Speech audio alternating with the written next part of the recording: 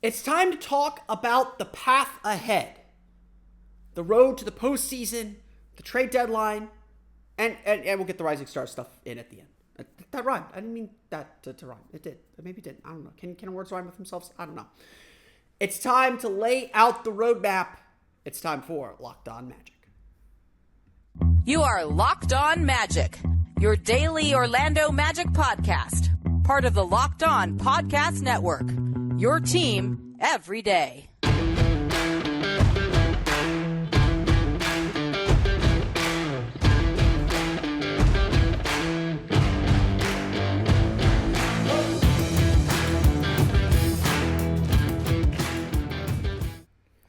And you are indeed Locked On Magic. Today is February 1st, 2023. My name is Philip Rossreich. I'm the expert insight editor over at OrlandoMagicDaily.com. You can follow me on Twitter at PhilipRR_OMD.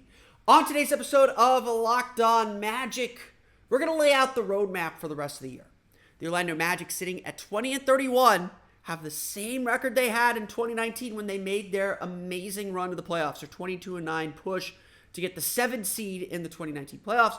We'll talk about what's similar and what's different about those two teams and the path ahead for the Orlando Magic. Plus, why the trade market is going to make things very difficult for the Orlando Magic. We'll get into some trade deadline talk. We'll have more trade deadline later on in the week. But we'll get to that coming up here in just a moment. But first, we want to thank you again for making Locked On Magic part of your day every day, no matter when you listen to us, whether it's first thing in the morning, whether it's right when we upload. We truly appreciate you making Locked On Magic part of your day every day. Remember, there's a great Locked On podcast covering every single team in the NBA. Just search for Locked On and the team you're looking for, the Locked On Podcast Network. It's your team every day. This episode is brought to you by FanDuel Sportsbook, official sportsbook of Locked On. Make every moment more. Visit FanDuel.com/LockedOn today to get started. I made this point a few days ago. I'll make this point again here. In 2019, just 4 short years ago, we all thought that the Orlando Magic were cooked. I actually went back and looked. January 29th, 2019, the Orlando Magic lost to the Oklahoma City Thunder. I wrote an article. I probably did a podcast about it. My archives go that deep. About how Steve Clifford kind of challenged his Orlando Magic team to be as good as they know they can be. No one expected the Magic to do what they did over the final 31 games. To go 22-9, to be one of the top offenses and defenses in the league over the last quarter plus of the season. To get to 42-40 and earn the 7th seed in the Eastern Conference. I know that is not the main prize. I know that is not the end goal. That is not the be-all, end-all of everything. But that is always going to be one of the most memorable seasons in Magic history. That is always going to be a team that we will look back on fondly. And as much as people, and I still get this, say, that delayed the inevitable, which it probably did. It also put us on the path we're on now. It was still really important and really energized his fan base and gave us moments that we won't forget. Whether it was the win over the Warriors, whether it was DJ Augustine schooling a young Trae Young, whether it was the win in Boston or the Game 1 win over the Raptors before they won the title. That Game 3 in the Amway Center was special. This isn't about litigating that team, though. It's about merely pointing out that this year's Magic team, as different as they are, as different as their trajectory and their history is, are sitting in the exact same spot. In 2019, the Orlando Magic were 20-31 and 5 games back of the 8th seed in the Eastern Conference. Today, the Magic are 20-31 and sitting 4 games back of the final play-in spot, the 10th seed in the Eastern Conference. The path that these two teams are going to have to travel are not dissimilar. They're not so different. And the task, and while Orlando probably doesn't have to get to 500, that year 42-40 was the number to get in. I would say this year the number to get into the play-in tournament is probably going to be about 37, 38 wins. So we're 17 wins away if you want to view it that way. It's still going to be a difficult trek ahead. And one that this team can do. They have the talent to do it. But one that we all have to recognize is going to be difficult. Because what the Magic did in 2019 was really special. For a team to suddenly wake up like it did and have everything click, that isn't normal. It does happen. It's not like it doesn't exist. But it's not normal. And that's where this young Magic team sits. Certainly capable. And like Game 51 in 2019, Game 51 for the Orlando Magic was a gut check. Game 51 for the Orlando Magic this season was that team having to understand very quickly how good they can be and having to show it on the floor in a very meaningful way. That is something.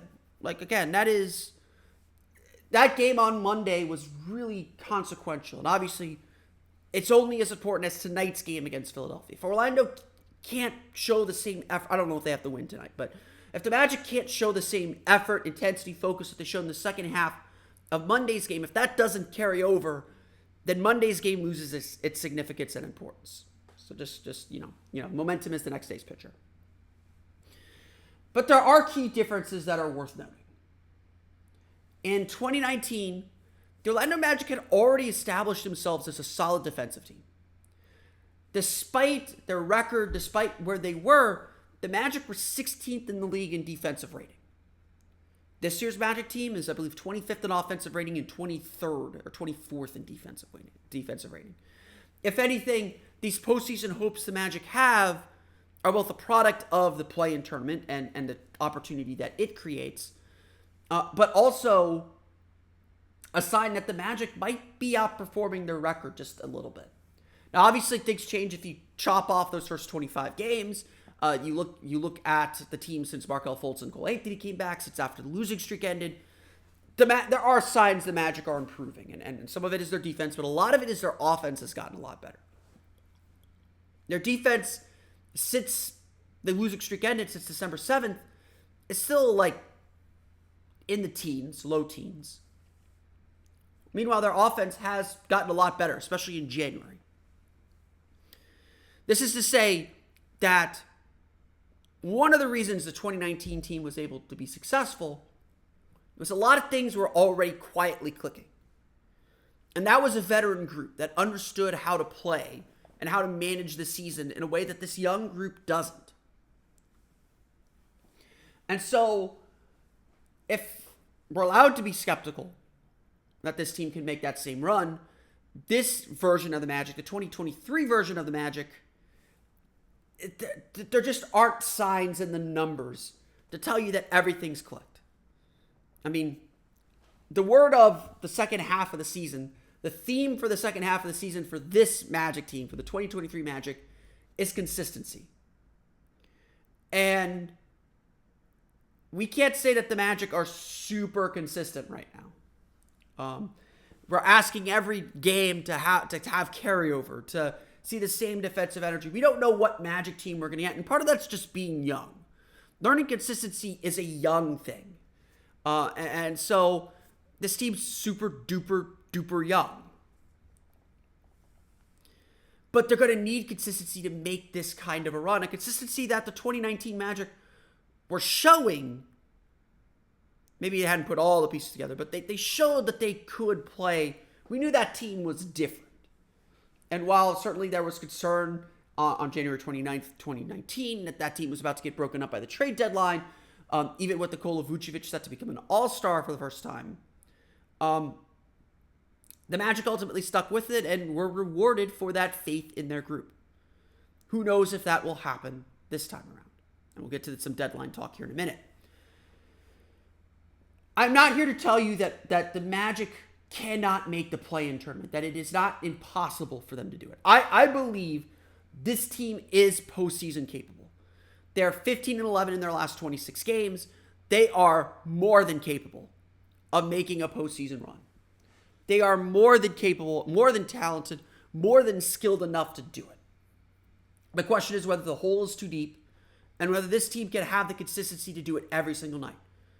They've got a difficult schedule, according to Tankathon, the 11th most difficult schedule by opponent win percentage remaining in the league.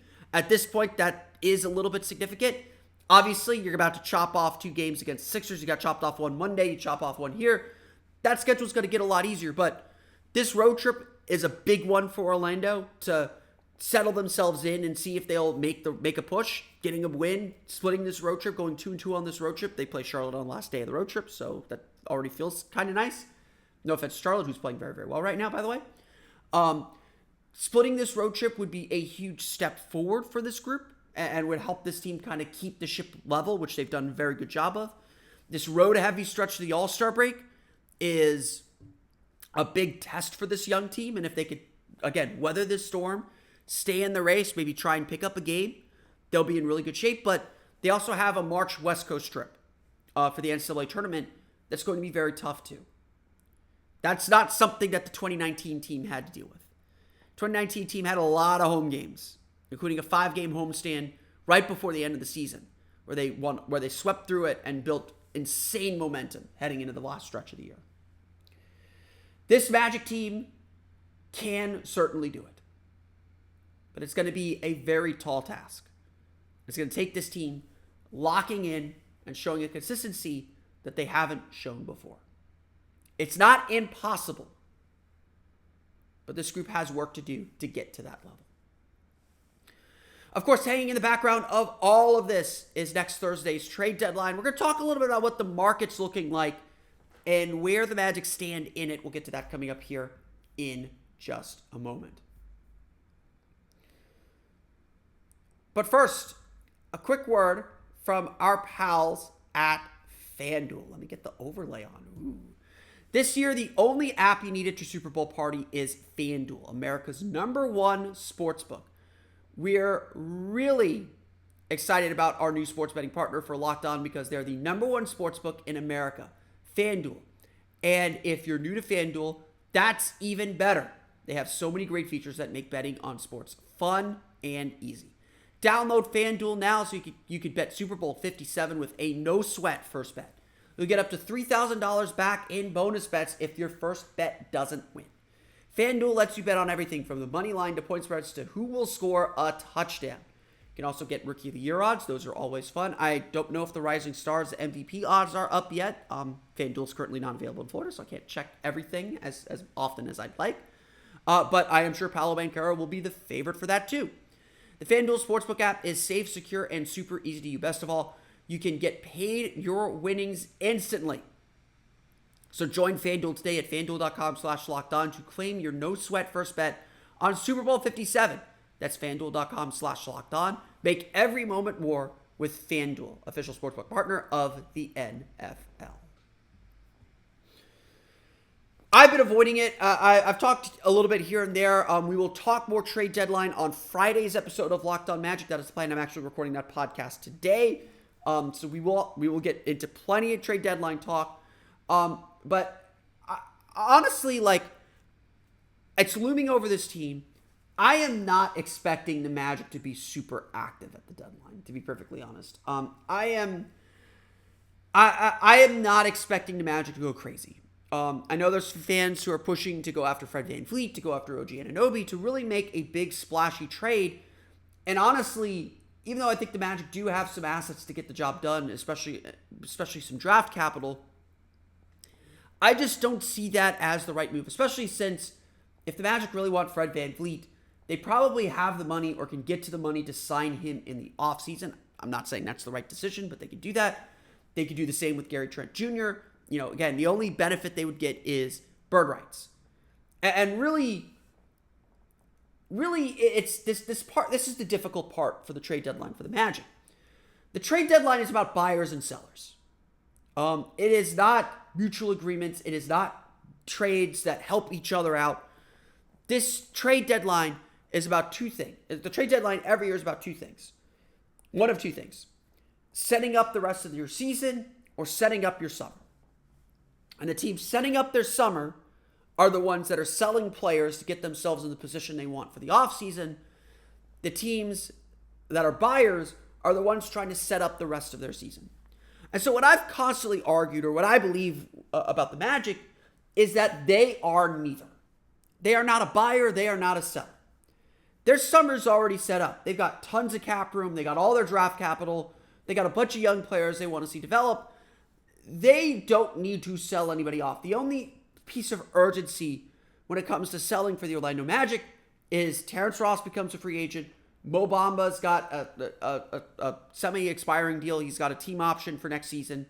Gary Harris is the same deal. They got a lot of these option contracts that they don't mind keeping, and they don't have to make decisions on until the summer. So really, the only piece of urgent business that the Magic have to do is Terrence Ross.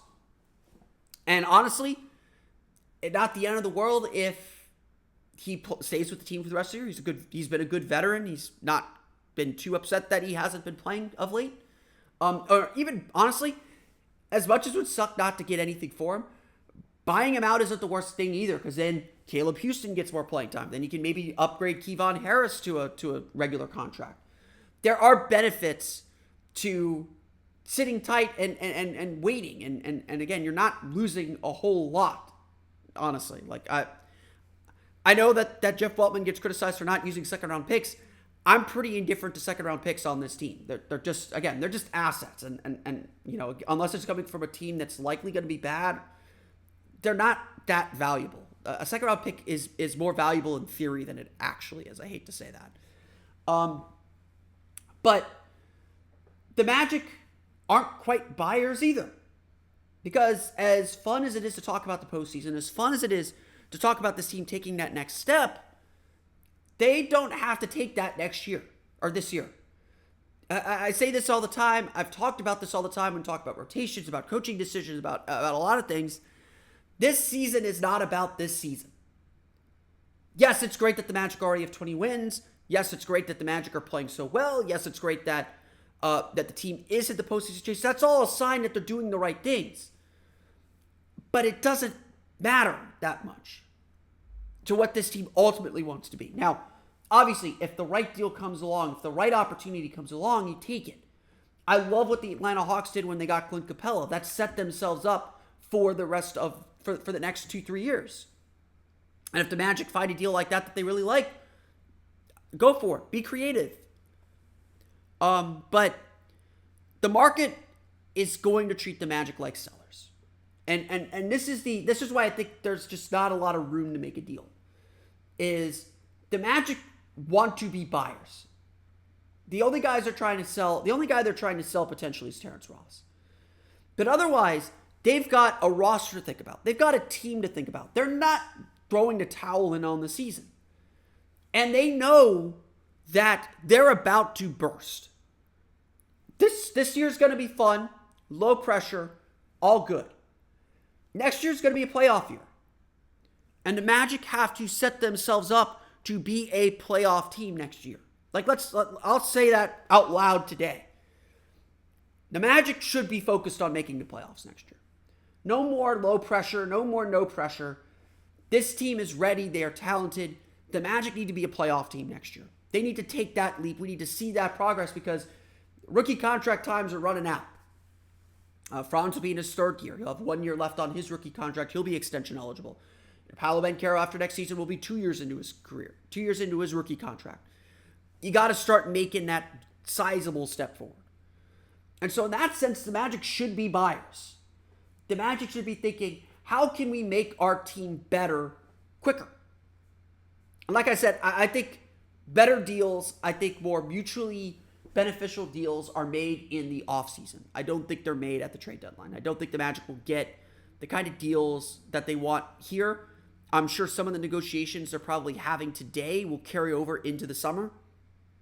So don't take a quiet trade deadline to mean that the Magic aren't doing their work. We'll see what their work is in June and July, and I guess August too. But we'll see what their work is in the summer. I think that's when the Magic will make their big deals. Because right now the Magic want to be buyers, but the market is going to tell them you're a seller. The market's going to say, what can we get for Mo Bamba? What will you take 2 seconds for Mo Bamba? Will you take a second for Terrence Ross? Can we get Gary Harris for a top 20 protected first? That's what and then some salary flotsam. That's how the market is going to treat the Magic. The Magic could be aggressive. They could go after their targets. They could go after OG Anunoby. They could go after Fred VanVleet. They could go after Gary Trent. They could go after whoever else they're thinking about. They could go after someone we're not even thinking about, by the way. They could go off Bones Highland. There are players the Magic could chase. But are they ready to expend those assets now? Are they ready to push their chips in now and push their chips in on a team that, isn't its final form? Again, I just think there's better deals to be made in the offseason than there are today. But the rest of the way to make a deal, you can't make a deal by yourself. And so much of what we're seeing, so much of what this team is going to do at the deadline is dependent on what other teams think and whether other teams are willing to give the Magic what they want, or whether the Magic are willing to give other teams what they want. We know how Jeff Weltman is certainly willing to deal at the deadline, but he's pretty conservative. We haven't seen aggressive Jeff Weltman yet. And we're going to have to very, very soon. There's no doubt about this. But this trade deadline puts the Magic in a tough spot if they're looking to make a deal. Because sure, you could give Mo Bamba away for 2 second-round picks if that's really what you want to do. But they also need a center. Their center depth isn't great. So you also kind of need Mo Bamba. Gary Harris, honestly, I don't think the Magic will trade him. If the Magic do trade him, it'll be for a heck of an asking price because he is so important to this team. I don't think the Magic are quite ready to trade Cole Anthony yet. Although that might be down the road because his contract, this was his third year. He is extension eligible this offseason, and I don't think the Magic I don't think it's clear how much the Magic should or will be able to pay him. It's a tough spot. And so I think the Magic are going to do their fishing. They're going to do their due diligence, but I'm suspecting and expecting a very quiet deadline for Orlando before we get to a very busy offseason. We're going to chat a little bit about the Rising Stars game as we get a couple Magic players heading to Salt Lake City. We'll get to that coming up here in just a moment. But first, a quick word from our pals at Built Bar. Looking for a delicious treat, but don't want all the fat and calories? Then you gotta try a Built Bar. We just got through the holidays. I know my goal is to eat a little healthier this year. I think I'm doing okay. I've only gone through one bag of Chips Ahoy cookies, but if you're like me, where you want to eat healthier, but don't want to compromise taste, then man, you've got to try Built Bar. With Built, healthy is actually tasty. Seriously, they're so delicious you won't even think they're good for you. They're perfect for your New Year's resolution. What makes Built Bars so good? Well, they're covered in 100% real chocolate, so that right there just does it. And they come in unbelievable flavors like churro, peanut butter brownie, and coconut almond. I'm really not sure how Built does it, but every flavor that I try is like so good. Tastes just like a candy bar, and I know it's not going to kill me where it hurts. And that's the sides and the stomach. Only 130 calories and 4 grams of sugar with a whopping 17 grams of protein. Now, you don't need to wait around to get a box. For years, we've been talking about ordering your Built Bars at Built.com. Now you can get them at your local Walmart or Sam's Club. That's right. Head to your nearest Walmart today, walk to the pharmacy section, and grab yourself a box of Built Bars. You can pick up a 4-bar box of cookies and cream, double chocolate, or coconut puffs. If you're close to Sam's Club, run and grab a 13-bar box with our hit flavors, brownie batter, and churro. You will thank me later. Check them out today wherever you get. Check them out at Walmart or Sam's Club, or of course at Built.com. Try them today. Built Bars are the best. All right, some brief news to get to today as we get set for AllStar Weekend in a couple weeks. Obviously, Magic's still out on the road, but the Orlando Magic will officially be represented in Salt Lake City for the NBA All-Star Game. Now, we should get All-Star Reserve announcements tomorrow. We're not expecting Paolo Banchero to be an All-Star Reserve, but he will be one of the headline acts for the Jordan Brand Rising Stars Challenge. This game will be played exactly like it was last year. The player pool will be split up into 4 teams. There'll actually be 3 teams this year. They're going to have a G League team as well that will be led by potential second overall pick, Scoot Henderson. So you'll get to do some draft prep as well during this game. But Paolo Banchero is very much the headline and probably the favorite to win Rising Stars MVP in this game. This will be... I'm really excited about this game. Just like we were excited about this game last year, because the Magic aren't on national TV, and so this is a national showcase for the Magic's young players. Paolo Banchero is the runaway rookie of the year. I don't think anyone's debating that. He was on the jump. He was on the jump on ESPN yesterday.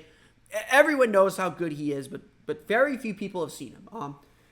If there's a reason why Ben Mathurin or Walker Kessler is kind of snuck into some of the, and even Keegan Murray have snuck into Rookie of the Year conversations, it's because Paolo Banchero is not a highlight machine. He's just a constant, steady drumbeat, which is honestly the highest compliment you can give a rookie. But he's not putting up crazy numbers every night, other than just consistently scoring 20 points. And he's not doing highlight reel stuff that just gets everyone's attention. That's okay. That's what we love about Paolo. But this will be an opportunity for the world to see him play, and I'm really excited for it. I'm sure he's very excited to be in this game. I know he believes he's Rookie of the Year. I think it's important to him that he wins Rookie of the Year. He will win it. It's pretty much done at this point. And so it's going to be great to see him play it, and I expect him to really put on a show and to really try and put himself in the game and really show why he's so good. Honestly, I expect Paolo to be the number 1 pick in the Rising Stars draft. That roster pool, I don't know when that draft is taking place, but obviously it's got to be done before 2 weeks from Friday. Franz Wagner will also be making an appearance in the Rising Stars game for the 2nd straight year. Wagner just kind of chilled out in last year's game. I don't think that game is really designed for a player like him who just makes his team better. But he got his team to the final. He won his team the Rising Stars championship last year at the free throw line. So we'll see how that goes. Again, the format is the same as last year. I don't know what score they're playing to, but the teams will be broken into teams of 4. There's a G League team already, so that team is set. So the NBA roster will be split into teams of 3, into 3 teams. They're going to play 2 mini games and then 1 championship game to determine the winner of the Rising Stars Challenge. I love this format. I loved how it worked out last year. Kept things moving very quickly.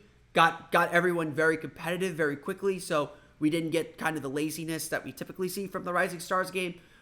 There's still plenty of laziness and plenty of just pure highlights. But when the games got serious, the games got serious. And so I really like this format, and I'm looking forward to seeing how these teams play. I am sure there's going to be some intrigue with Scoot Henderson playing, because I'm sure he wants to show out against NBA players, even if they're playing at half speed. And again, I'm excited to see how Paolo and Franz look on a big stage. But that's going to do it for me today. I want to thank you all again for listening to today's episode of Locked On Magic. Of course, follow me on Twitter at @PhilipRR_OMD. Subscribe to the podcast and Apple Podcasts, Stitcher, TuneIn, Himalaya, Google Play, Spotify, Odyssey, and all the fun places all podcasts to your podcast-enabled listening device. For the latest on the Orlando Magic, be sure to check out OrlandoMagicDaily.com. Of course, follow us there on Twitter at @OMagicDaily. Now that you're done listening to us, be sure to check out the Game to Game NBA podcast. Locked On Game to Game covers every game from across the NBA with local analysis that only Locked On can deliver. Every moment, every top performance, every result. Follow Game to Game on Locked On NBA, available on the Odyssey app, YouTube, and wherever you get podcasts. That's going to do it for me today, though. I want to thank you all again for listening to today's episode of Locked On Magic. For Orlando Magic Daily and Locked On Magic, this has been Philip Rossman-Reich. We'll see you all again next time for another episode of Locked On Magic.